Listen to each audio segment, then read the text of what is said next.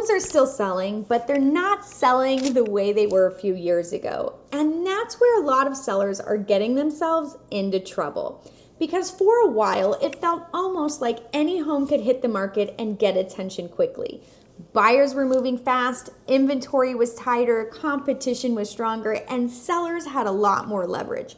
But today's buyers are looking at things differently. They are more cautious, they're more payment sensitive, they are comparing more, and they're not overlooking as much as they used to. So if a home is not selling right now, the answer is not always, it's a bad market. Sometimes the real issue is the strategy is wrong. And that's what I want to break down in this video. Hi, I'm Spencer Agetta with Elevate Realty, and today we're talking about why some homes are not selling like they used to. And I want to be clear up front. This does not mean homes are not selling. They are.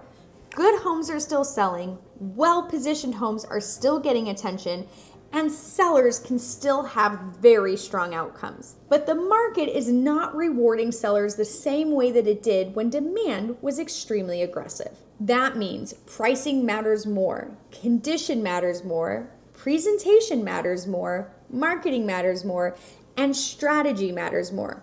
So if you're thinking about selling, this video is not meant to scare you. It's meant to help you understand what today's buyers are actually responding to and how to avoid mistakes that cause homes to sit longer than they should. One of the biggest reasons homes are not selling like they used to is because some sellers are still thinking about the old market.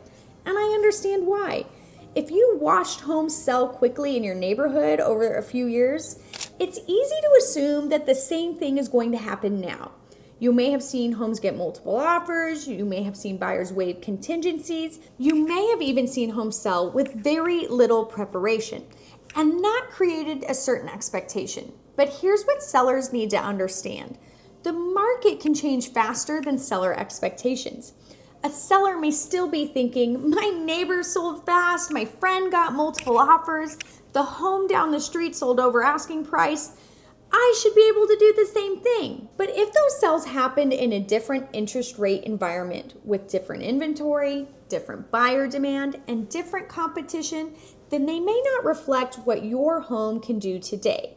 That does not mean your home is not valuable. It means the strategy has to match the current market, not the market that people remember. And that is where a lot of sellers make their very first mistake. They price, prepare, and negotiate based on yesterday's market instead of today's buyer behavior. The second thing sellers need to understand is that buyers are more cautious now, and a lot of that comes down to affordability. When a monthly payment is higher, buyers think differently. They may still want to buy, they still might be serious. They're going to look more closely at the numbers. They're going to compare more options. They're going to notice condition, they're going to think harder before making an offer, and they're going to be more sensitive to anything that feels like an extra cost after closing. So if a buyer is already stretching to afford the payment, they may not be excited about a home that needs a roof soon, has older HVAC, outdated systems, repairs, or major cosmetic work. A few years ago, buyers may have been willing to overlook more because they felt pressure to move quickly. Today, many buyers are still motivated, but they're also more careful. That changes the way sellers need to approach this market. You cannot assume that buyers will ignore everything just because inventory is not perfect. Buyers are asking, does this home make sense for the payment? Are the other homes better prepared? What will I have to spend after closing? Is this home priced correctly for what it offers? That's the mindset sellers need to understand, because the seller is not just competing against the other homes, the seller is competing against the buyer's comfort level. The biggest mistake I see sellers make is pricing emotionally. And again, I understand it. Your home is personal. You have memories there, you've put money into it. You may know the number that you need to walk away with. You feel like your home is better than others, but buyers, they don't price a home based on your memories. They price it based on the market. They look at comparable homes. They look at condition, location.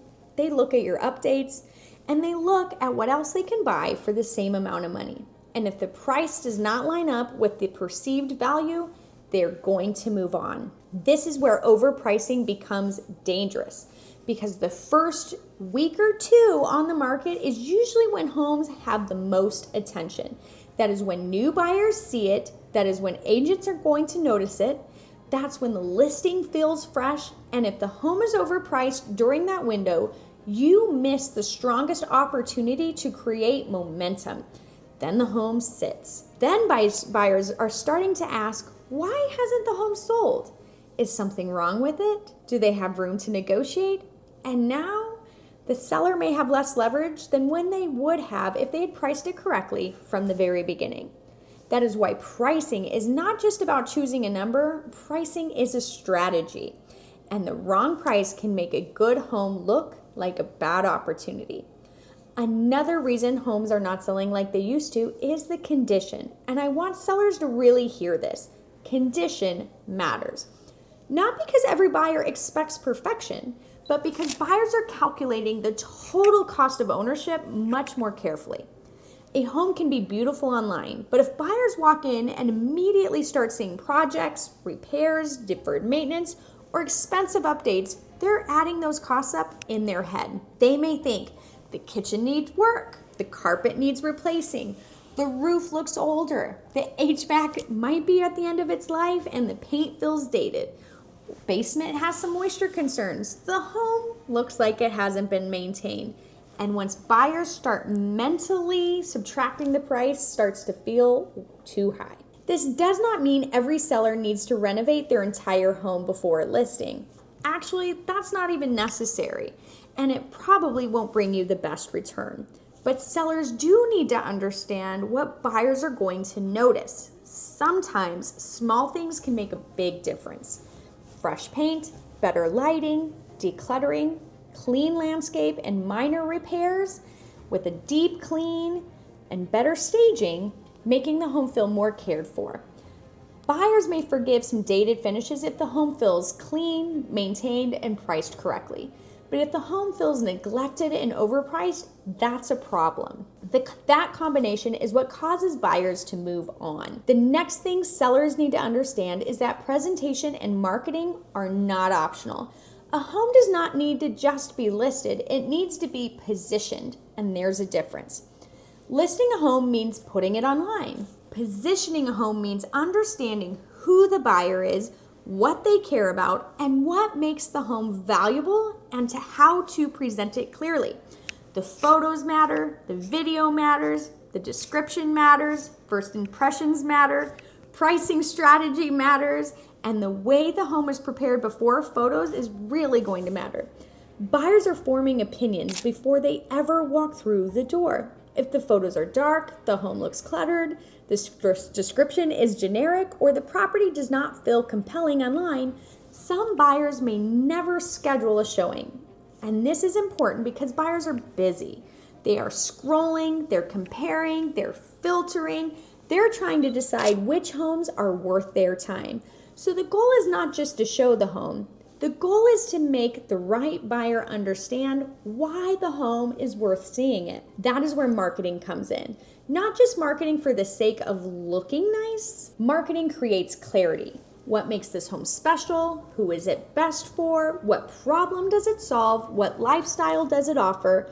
Why should someone choose this home over another one? If the marketing does not answer those questions, the home may not be getting the attention it deserves. One of the most damaging things a seller can do is stay overpriced for too long. Because when a home first goes live, it gets the most visibility. There's a fresh listing effect. Buyers see it, agents see it, and it gets sent out in searches. People compare it to the other active homes, but if it doesn't get strong activity early, it's usually a signal. And that's where sellers have to be careful. The wrong reaction is, let's just wait and see. Sometimes waiting can make sense, but if the feedback is clear, if showings are low, if buyers are not engaging, or if similar homes are selling and yours is not, then waiting can make the problem worse. Because the longer a home sits, the more buyers start to question it. And even after a price reduction, the home may not get the same attention it would have gotten had it been priced correctly from the beginning. That is why the best sellers adjust early. They look at the data, they listen to the feedback, they watch the activity, they compare what's actually happening, not what they hope would happen. Selling a home is emotional, but the strategy has to be based on the market. Not ego, not hope, not what you want the number to be. The market will give you feedback. The question is whether you're going to listen to it. So if you're thinking about selling in today's market, here's how I would approach it. First, price based on the current market, not the market that you remember. Look at recent comparable sales, look at active competition, look at condition, location, and current buyer demand. Second, prepare the home before it hits the market. You don't need to do everything, but you do need to handle things that will create unnecessary buyer objections. Third, make sure the home shows well online because buyers are deciding very quickly whether a home is worth their time. Fourth, pay attention to feedback early. Showings, saves, clicks, questions, and buyers' reactions are telling you something. And fifth, be willing to adjust. The sellers who struggle the most are often the ones who refuse to adapt. The sellers are the ones who understand the market is not personal, it's feedback. And when you use feedback properly, you can make better decisions. So why aren't some homes selling like they used to? It's not because the market's bad. Sometimes it's because the market changed and the strategy did not. Buyers are more cautious, affordability matters more, condition matters more, presentation matters more, pricing matters more. And sellers cannot assume buyers will overlook everything the way they had a few years ago. The good news is homes are still selling, but the homes that sell will usually be the ones that were priced correctly, prepared properly, marketed clearly, and adjusted based on real feedback. So if you're thinking about selling, don't ask, how much do I want for my home? Ask, what strategy gives my home the strongest chance to stand out in today's market? That's a much better question. And that's where a smart selling strategy plan starts. If this video helped you, make sure to like and subscribe for more practical real estate advice. I'm Spencer Argueta with Elevate Realty, and I'll see you in the next one.